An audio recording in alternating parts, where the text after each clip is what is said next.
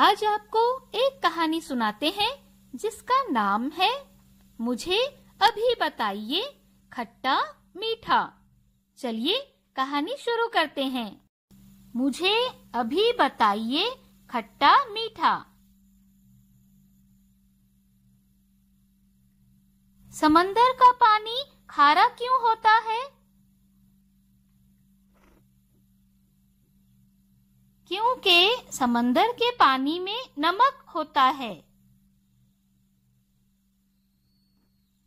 Chocolate मीठा क्यों होता है? क्योंकि चॉकलेट में शक्कर होती है।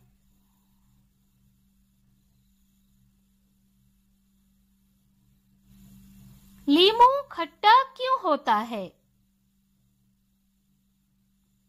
उसमें एक किस्म का तेजाब होता है जो उसे खट्टा बनाता है। क्या आंसू में नमक होता है? हाँ, होता है।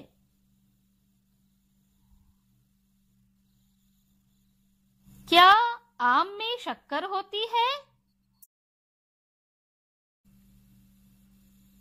हाँ, पके आम में शक्कर होती है।